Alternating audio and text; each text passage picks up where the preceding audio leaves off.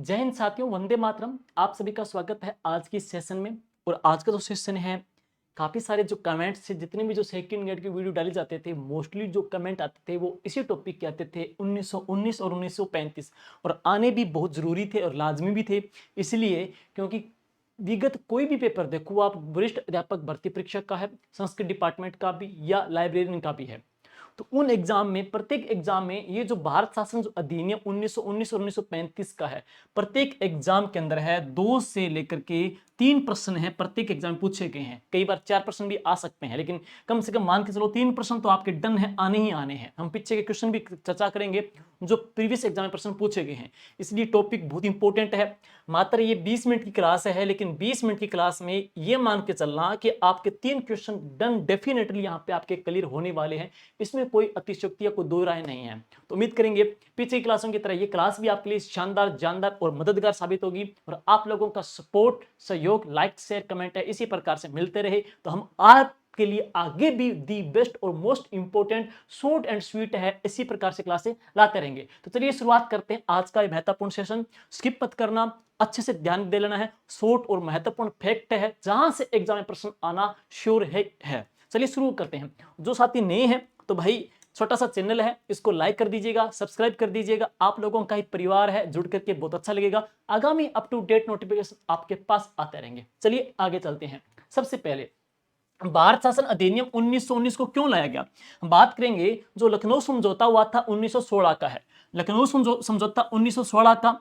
उसके पश्चात हम बात करेंगे क्या हुआ था कि हिंदू मुस्लिम की जो एकता बढ़ती जा रही है, तो अंग्रेजों के लिए क्या था कि उनकी जो पॉलिसी थी, फूट डालो राज करो, उस नीति के अंदर एक प्रकार से यह अड़चन पैदा कर रही थी कि हिंदू मुस्लिम की जो नजदीकियां हैं उनके लिए चिंता की लकीरें थी। इसलिए वो चाहते थे कि हिंदू मुस्लिम जो एकता है उनको आरक्षण प्रणाली के माध्यम से भी है, सीटों के माध्यम से भी है, उनके बीच में एक खाई पैदा करना है, उनके बीच में दूरी लेकर के आनी है। तो इसी दूरी लेके आने के लिए जो काम किया था वो भारत शासन अधिनियम 1919-1935 की बात करेंगे। यहाँ पे जो यहाँ की जो रूपरेखा रची गई थी, कंप्लीट जानकारी पढ़ेंगे इसके बारे में है। तो इसमें क्या कुछ प्रावधान थे, क्या कुछ इसमें चेंजेस हुए थे, सारी जानकारी आपको इस वीडियो के माध्यम से मिलेगी।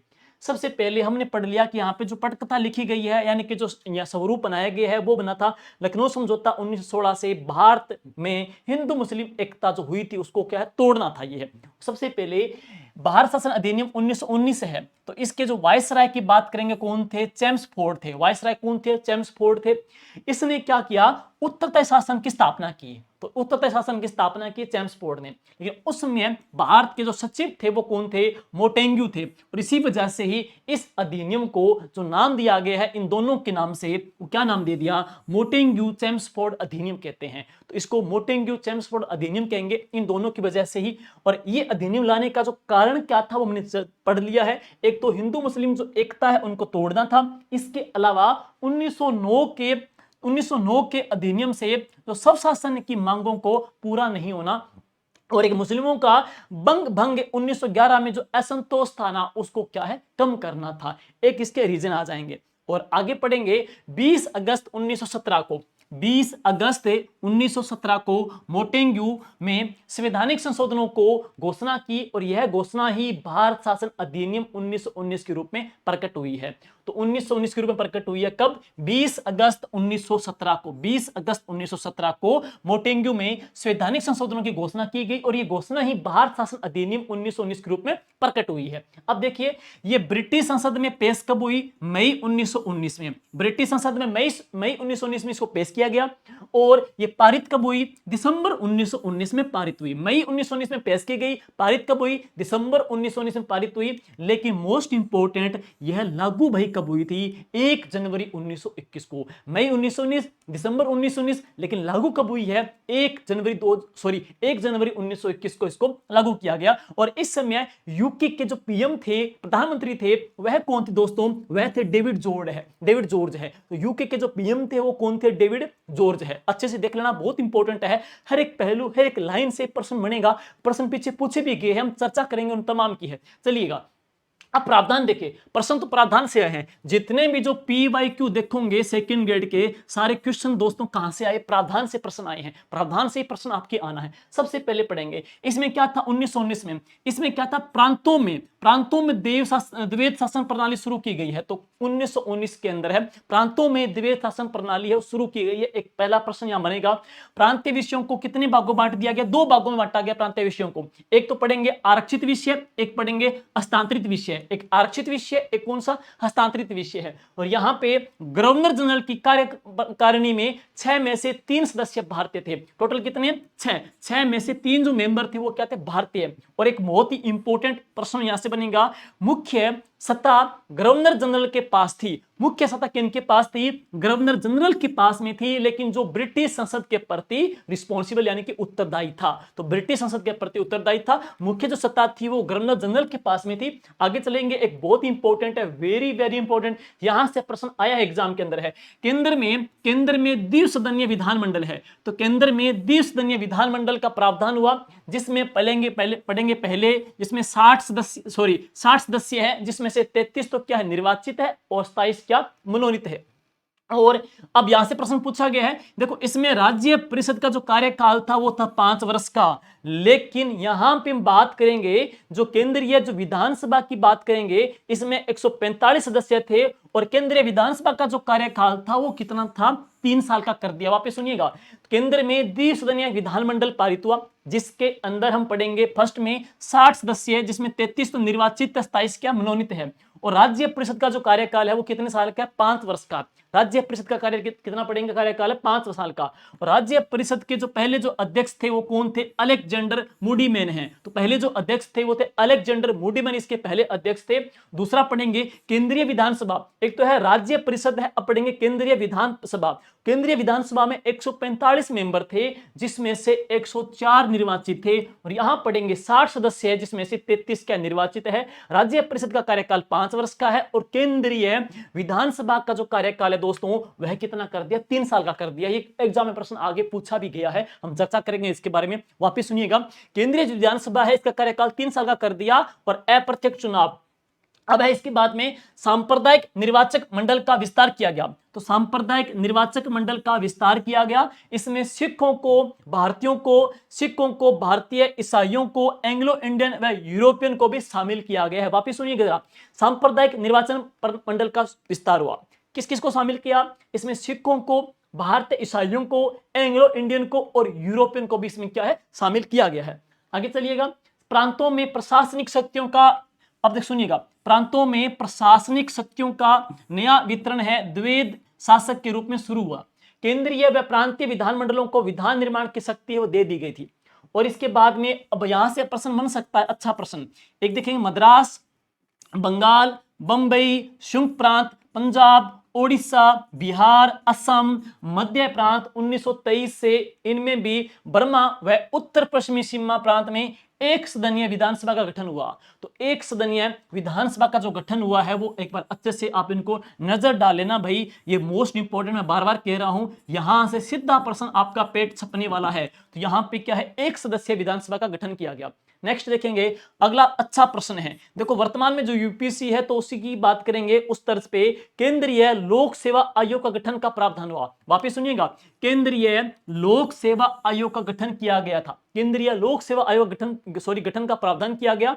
और इसके लिए एक कमेटी, इसके लिए रॉयल कमीशन 1923 में गठन किया, इसके लिए कमीशन बनाया गया, कौन सा, रॉयल कमीशन है। और दोस्तों ये रॉयल कमीशन कब बनाया गया, 1923 में बनाया गया, जिसके अध्यक्ष कौन थे, लॉर्ड ली थे। तो जिसके अध्यक्ष कौन बने, लॉर्ड ली है। वापिस पढ़ेंगे, केंद्रीय लोक सेवा आयोग के गठन का प्रावधान हुआ, जिसके लिए रॉयल कमीशन 1923 में बनाया गया। और इसके लिए पहले जो अध्यक्ष थे लॉर्ड ली थे, जिसने 1924 में रिपोर्ट पेश की थी। और 1 अक्टूबर 1926 को, वापिस सुनिएगा, 1 अक्टूबर 1926 को केंद्रीय लोक सेवा आयोग का गठन किया गया। वेरी वेरी इंपॉर्टेंट, केंद्रीय लोक सेवा आयोग का जो गठन है वह कब हुआ था, 1 अक्टूबर 1926 को। इसके लिए जो कमेटी बनी थी रॉयल कमीशन 1923 में, जिसके प्रथम जो अध्यक्ष कौन थे, लॉर्ड ली इसके अध्यक्ष बने थे। और 1 अक्टूबर 1926 को केंद्रीय लोक सेवा आयोग का गठन किया गया। वेरी वेरी इंपॉर्टेंट है।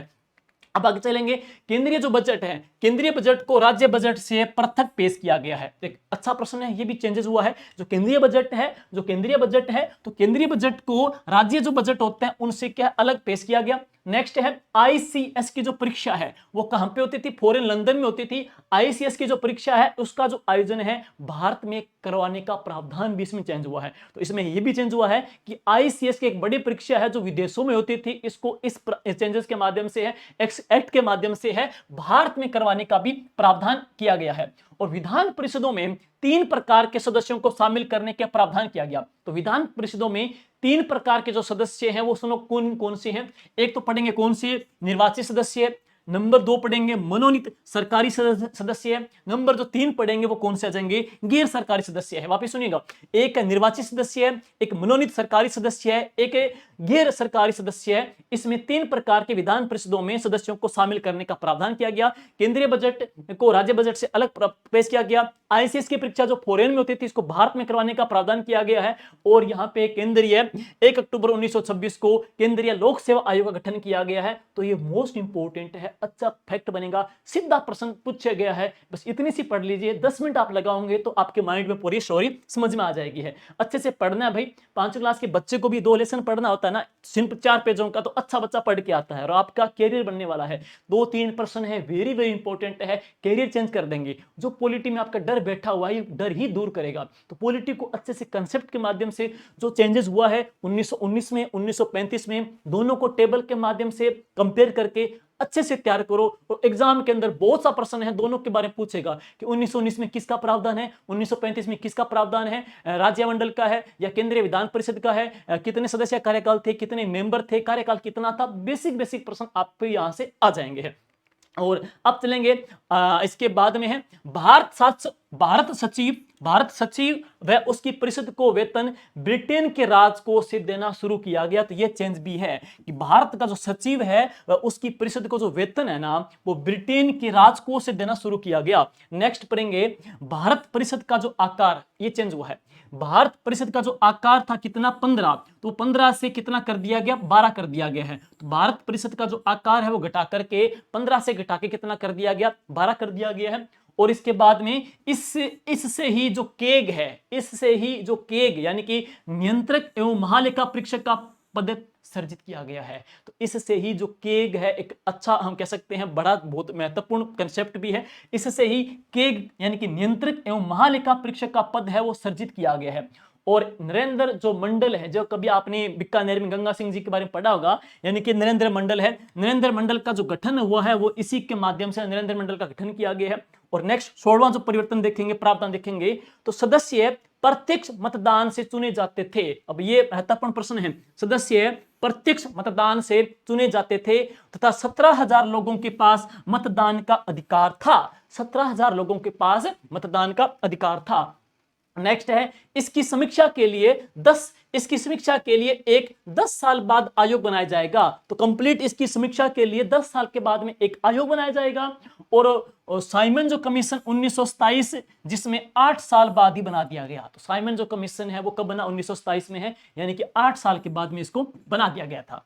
अब बात करेंगे कथन, इसके बारे में कौन कौन से कथन किस किस महान व्यक्ति ने या इतिहासकार या राजनेता ने कहे हैं, वो प्रश्न भी आ जाता है। देखिएगा, इसके बारे में कहा कि यह अपर्याप्त, असंतोषजनक व निराशाजनक है। ये किसने कहा था, कांग्रेस ने कहा। यह बिना सूरज का सवेरा है, ये किसने कहा, बाल गंगाधर तिलक साहब ने कहा। जबकि उत्तरदायी शासन की दिशा में ठोस कदम है, यह किसने कहा, सत्येंद्र नाथ बनर्जी साहब ने कहा। भारतीय जनता के लिए एक नवीन बंधन है, ये नेताजी सुभाष चंद्र बोस साहब ने कहा। और इसके बाद हम देखेंगे साथियों, तो करंट की बुक है लेकिन आप लोगों के लिए नहीं है, सेकंड ग्रेड वालों के लिए अब 10 दिनों के अंदर ही पूरे हम जनवरी से लेकर के आपके जून तक का कंप्लीट सिर्फ और सिर्फ प्रादेशिक करंट आ जाएगा। पूरा राजस्थान का करंट की एक छोटी सी बुकलेट आने वाली है और उम्मीद है सेकंड ग्रेड में जून तक का जो डेटा है वो प्रश्न आएगा तो उससे बाहर नहीं जाएगा भाई, 10 दिन का वेट कर सकते हो। अब आगे चलेंगे, अब है भारत शासक अधिनियम 1935 1935 के प्रावधान के बारे में क्या विशेषता है। देखिए भाई, इसमें चेंजेस क्या हुआ, इसमें देखेंगे तो एक तो प्रांतीय स्वायत्तता शुरू हुई थी, वो किसके अंदर है, 1935 के अंदर है। नेक्स्ट है प्रांतों से द्वैत शासन समाप्त हुआ। तो ये बहुत ही इंपॉर्टेंट है, वेरी वेरी इंपॉर्टेंट है, प्रांतों से द्वैत शासन है वो समाप्त हुआ। तीसरा पढ़ेंगे 10% जनता को मताधिकार प्रदान किया गया, ओनली 10% जनता को मताधिकार प्रदान किया गया है।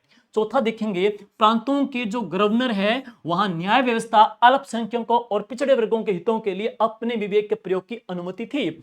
नेक्स्ट देखेंगे 5वां नंबर पॉइंट है भारत में संघीय ढांचे की व्यवस्था की गई। और छठा देखेंगे केंद्र में द्वैत शासन की स्थापना। देखो प्रांत में तो क्या है, द्वैत शासन समाप्त हुआ, प्रांत में द्वैत शासन समाप्त हुआ 1935 के अंदर है, लेकिन इसमें क्या है, केंद्र में द्वैत शासन की स्थापना हुई, केंद्र में द्वैत शासन की स्थापना हुई और प्रांत में समाप्त किया गया। नेक्स्ट आगे चलेंगे इसके बारे में, विदेशी व प्रतिरक्षा के मामले गवर्नर के लिए आरक्षित हुए। संघीय सूची में 59, ये प्रश्न एग्जाम में आया हुआ है, वेरी वेरी इंपॉर्टेंट छपने वाला है। देखिए संघीय सूची में तो 59, प्रांतीय सूची में 54 और अन्य सूची में 36 विषय है। वापस सुनिएगा, संघीय सूची में 59 है, प्रांतीय सूची में 54 है और अन्य सूची में 36 विषय का प्रावधान है। वेरी वेरी इंपॉर्टेंट है, यहां से प्रश्न आया हुआ है। नेक्स्ट देखेंगे अवशिष्ट शक्तियां विषय गवर्नर के पास हैं और ब्रिटिश संसद की सर्वोच्चता बरकरार रही। और इसके बाद में संघीय न्यायालय की स्थापना कब हुई थी, 1 अक्टूबर 1937 में संघीय न्यायालय की स्थापना हुई। अब इस टेबल से प्रश्न आया था एग्जाम में, सुनो क्या है, सरकार के जो अंग देखेंगे तो एक पढ़ेंगे संघीय कार्यपालिका, एक देखेंगे संघीय विधानसभा। संघीय विधानसभा के दो रूप पढ़ेंगे, तो एक तो आ जाएगी राज्यसभा जिसमें 260 है, एक पढ़ेंगे संघीय सभा जो 375 है। संघीय जो सभा है उसको बोलते हैं निम्न सदन है, जो राज्यसभा 260 इसमें कितने उच्च सदन है, इसको काउंसिल ऑफ स्टेट है। ये प्रश्न आ गया 2 बार। देखो जो राज्यसभा की बात करेंगे, जो उच्च सदन है इसको काउंसिल ऑफ स्टेट कहते हैं। कार्यकाल कितना, 9 साल का। काउंसिल ऑफ स्टेट्स नहीं है, ध्यान दे लीजिए, राज्यों का गठन नहीं है, राज्य का गठन है, राज्यों का नहीं है, राज्य का गठन। ऑप्शन में दोनों मिलेंगे, आप काउंसिल ऑफ स्टेट्स मिलेगा, काउंसिल ऑफ स्टेट मिलेगा, काउंसिल ऑफ स्टेट है। तो ये है काउंसिल ऑफ स्टेट, कार्यकाल कितना, 9 साल का है। राज्यसभा और संघीय सभा, संघीय सभा निम्न सदन है, राज्यसभा क्या उच्च सदन है। अब चलेंगे इसके बाद में, भारत जो परिषद है उसको समाप्त कर दिया गया। तो ये वेरी वेरी इंपॉर्टेंट है, भारत जो परिषद है इसको समाप्त कर दिया गया। प्रांतों में प्रांतीय लोक सेवा आयोग का गठन हुआ है, प्रांतों में प्रांतीय लोक सेवा आयोग का गठन किया गया। ये अच्छा प्रावधान है। बंगाल, मद्रास, बंबई, शुंग प्रांत, बिहार, असम में द्वि सदनात्मक विधानमंडल है। 1919 में पढ़ा एक सदनात्मक है, तो यहां पढ़ेंगे द्वि सदनात्मक है, विधानमंडल है। बर्मा को अलग कर दिया गया, तो ये अच्छा प्रश्न है, बर्मा को अलग कर दिया गया। जैसे कि प्रांतों में प्रांतीय लोक सेवा आयोग का गठन किया गया। एक अच्छा प्रश्न क्या है, भारत परिषद को समाप्त कर दिया गया, बर्मा को अलग कर दिया गया, गवर्नर जनरल को अध्यादेश जारी करने की शक्ति का प्रावधान हुआ। और RBI, reserve bank of India, RBI का गठन कब हुआ, 1 अप्रैल 1935 को आरबीआई का गठन किया गया। अनुच्छेद 321 इसके तहत भाग 14 व 10 अनुसूचियां शामिल है। तो अनुच्छेद कितने, 321, भाग 14 और 10 क्या है इसमें, अनुसूचियां भी शामिल है। और अब बात करेंगे संघीय सभा में आरक्षण है। तो संघीय सभा में आरक्षण का प्रावधान देखो किस प्रकार से था। देखिए संघीय सभा में आरक्षण में पढ़ेंगे तो सामान्य में कितने, 105 है, एससी में 19, एससी में पढ़ेंगे 19 है, और मुस्लिम के लिए कितनी, 82 है। यूरोपियन में 8 पढ़ेंगे, भारतीय ईसाइयों की 8, सिखों के पढ़ेंगे 8 आ जाएगी। और एंग्लो इंडियन या आंग्ल जो भारतीय है तो कितनी आ जाएगी, 4 सीटें पढ़ेंगे है। अब इसके 1935 के बारे में जो जो महत्वपूर्ण जो कथन आते हैं वो जरा सुनिएगा। पंडित जवाहरलाल नेहरू ने इसको दास्ता का अधिनियम कहा। तो पंडित जवाहरलाल नेहरू ने इसको दास्ता का अधिनियम कहा है। एक ऐसी रेलगाड़ी है जिसमें ब्रेक तो है लेकिन इंजन नहीं है, जिसमें ब्रेक तो है लेकिन इंजन नहीं है। जिन्ना ने इसको क्या नाम दिया, एक तो सड़ी हुई योजना कहा था, मोहम्मद अली जिन्ना ने कहा। पंडित मदन मोहन मालवीय जी ने कहा था दिखने में तो लोकतंत्रवादी है और अंदर से क्या है, खोखला है। और सी राजगोपालचारी ने कहा द्वैत शासन प्रणाली से भी बुरा है। और एटली ने क्या नाम दिया, यह अविश्वास का प्रतीक है। तो किसने कहा, एटली ने कहा है। अब देखेंगे वो प्रश्न जो एग्जाम में इसके बारे में आए हैं ताकि आपको क्लियर हो जाए कि क्वेश्चन इसके किस किस प्रकार के बन सकते हैं। सबसे पहले देखिएगा तो क्वेश्चन पूछा सेकंड ग्रेड एग्जाम में कि निम्न में से किस अधिनियम के द्वारा प्रांतों में उत्तरदायी शासन की स्थापना का प्रयास किया गया। सिंपल सा प्रश्न है, 1909, 1892, 1862, 1919 है। तो उत्तर क्या आ जाएगा, 1919 का अधिनियम है। यह प्रश्न आ गया। अब इसके बाद में अगला क्वेश्चन सेकंड ग्रेड में पूछा गया, भारत सरकार अधिनियम 1919 के संदर्भ में निम्नलिखित कथनों में से कौन सा एक असत्य है? तो एक तो पढ़ेंगे, द्विसदनात्मक विधानमंडल आरंभ किया गया, 1919 की बात है ये। उच्च सदन को राज्य परिषद कहा गया, निम्न सदन को विधानसभा कहा गया, विधानसभा का कार्यकाल 5 वर्ष निश्चित किया गया। तो यही गलत है भाई, विधानसभा का जो कार्यकाल है 5 वर्ष नहीं बल्कि 3 वर्ष है वो निश्चित किया गया, विधानसभा का है। ये प्रश्न मैंने पढ़ लिया पीछे। अब बात करेंगे 1919, तो 1919 के अधिनियम ने भारत में पहली बार किस व्यवस्था की शुरुआत की? प्रांतीय स्वायत्तता की है 1919 में, या संघीय न्यायालय की है, या वैश्विक मताधिकार के, या प्रत्यक्ष निर्वाचन की है? तो राइट आंसर क्या आ जाएगा? प्रत्यक्ष निर्वाचन का आ जाएगा। राइट आंसर क्या आ जाएगा इसका? प्रत्यक्ष निर्वाचन है। ये सेकंड ग्रेड में प्रश्न पूछा गया है। अब बात करेंगे 1935 के अधिनियम के द्वारा निम्न में से किस व्यवस्था को समाप्त कर दिया गया? तो प्रांतों में द्वैत शासन को समाप्त कर दिया गया। बेसिक सा प्रश्न में पीछे पढ़ा था कि प्रांतों में द्वैत शासन को समाप्त कर दिया गया। आगे चलेंगे, भारत, ये अच्छा प्रश्न है भाई, ये अच्छा प्रश्न है। भारत शासन अधिनियम 1935 के अनुसार प्रस्तावित संघीय विधायिका के उच्च सदन का नाम क्या था? तो उच्च सदन का नाम पूछ रहा है। देखो दो ऑप्शन देखेंगे, एक तो है काउंसिल ऑफ स्टेट, एक है काउंसिल ऑफ स्टेट्स। तो एक तो देखें काउंसिल ऑफ स्टेट है, एक काउंसिल ऑफ स्टेट्स है, हमने पढ़ा भी था पीछे। तो राइट आंसर क्या जाएगा? काउंसिल ऑफ स्टेट है। तो काउंसिल ऑफ स्टेट है, यह इसका राइट आंसर आ जाएगा। काउंसिल ऑफ स्टेट है, तो काउंसिल ऑफ स्टेट देखेंगे आएगा, एस नहीं लगेगा। काउंसिल ऑफ स्टेट राज्यों का नहीं है, राज्य का है, राज्यों का नहीं राज्य का है। तो राइट आंसर इसका क्या बनेगा? 2 बनेगा। काउंसिल ऑफ स्टेट है, कार्यकाल कितना? 9 वर्ष का है। अब आगे चलिएगा, निम्नलिखित में से कौन सी एक भारतीय शासन अधिनियम 1919 की विशेषता थी? केंद्र में द्विसदनात्मक विधायिका, प्रत्यक्ष निर्वाचन है, केंद्र में कौन सी एक व्यवस्था भारतीय शासन अधिनियम की विशेषता नहीं थी? तो 19 से 19 की नहीं थी। तो इसका राइट आंसर क्या आएगा? केंद्र में द्वैत शासन है। प्रांतों में आपने पढ़ा हटाया गया है, केंद्र में द्वैत शासन है। तो ये 1935 की है, 1919 की नहीं है। ये किसकी है? 1935 की आ जाएगी है। ठीक है, अब चलते हैं, नेक्स्ट है भारतीय शासन। ये प्रश्न दोबारा मैंने डाला है क्योंकि प्रश्न दोबारा अभी आया हुआ है, दोबारा आया है इसलिए दोबारा हमने डाल दिया ताकि ये आपके कंफ्यूजिंग दूर हो जाए कि भारत शासन अधिनियम 1935 के अकॉर्डिंग प्रस्तावित संघीय विधायिका के उच्च सदन को क्या कहा गया? Council of states, council of state, council of states, council of state. तो राइट आंसर क्या आएगा? Council of state. देखो ऑप्शन में वो काउंसिल ऑफ स्टेट्स भी दे रहा है, काउंसिल ऑफ स्टेट्स नहीं है, काउंसिल ऑफ स्टेट है। जो कार्यकाल पढ़ेंगे तो 9 वर्ष का पढ़ेंगे। ये अच्छा प्रश्न है, अच्छे से देख लेना भाई। और अब चलते आगे, 1935 के भारत सरकार के अधिनियम में पृथक निर्वाचन प्रतिनिधित्व में किन्हें जगह नहीं दी गई? मुस्लिम को जगह दी, सिटी हमने पढ़ी है, सिख को पढ़ा है, एंग्लो इंडियन भी आपने पढ़ा है, लेकिन पारसी नहीं है। तो इसमें राइट आंसर क्या जाएगा? पारसी, ये आएगा राइट आंसर है। और इसके बाद हम पढ़ेंगे भारत सरकार अधिनियम 1935 के संदर्भ में असत्य कथन की पहचान कीजिए। अधिनियम की अनुसूची में 7 में 3 सूचियां थी जो केंद्र और प्रांतों के मध्य शक्ति विभाजन को दर्शाती है। 3 सूचियां थी, 3 सूचियां हैं, यहां पे पढ़ेंगे। केंद्र सूची में कितने विषय थे? 59 विषय, राइट है भाई। प्रांतीय सूची में कितने थे? 36 विषय, राइट थे। अवशिष्ट शक्तियां गवर्नर जनरल के अंतर्नीति भी राइट है।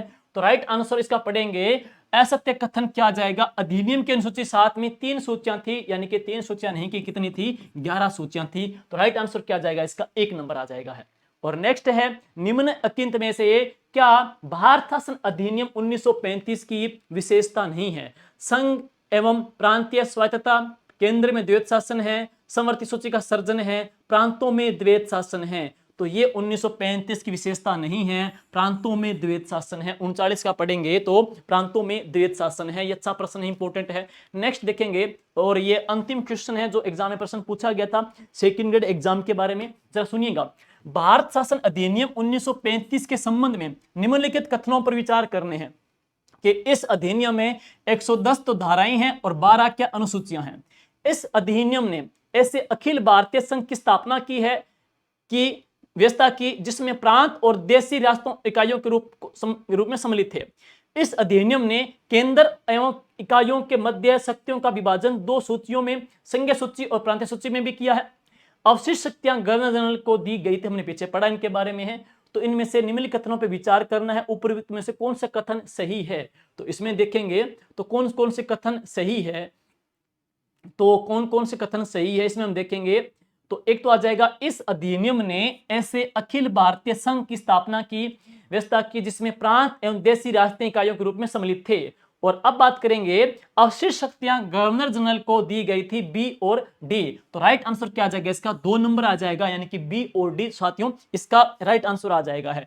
तो ये थी क्लास जिसकी आप बार बार डिमांड कर रहे थे, 1919 और 1935 के बारे में भी है। उम्मीद करेंगे शॉर्ट एंड स्वीट क्लास घाघर में सागर में आपको बहुत सारी गहराई जानकारी मिल गई होगी। जो भी कुछ गलती वगैरह है तो माफ कीजिएगा, और जो भी कमेंट इसके अंदर आपका जो डिमांड होगा, नेक्स्ट जो आपका मोस्ट वांटेड जो टॉपिक होगा वो हम आपके लिए लेके आएंगे। उम्मीद करते हैं कि ये क्लास आपके लिए जानदार, शानदार और मददगार साबित होगी। तो आप लोगों का सहयोग, लाइक शेयर कमेंट बना रहे। Thank you, all the best, good luck.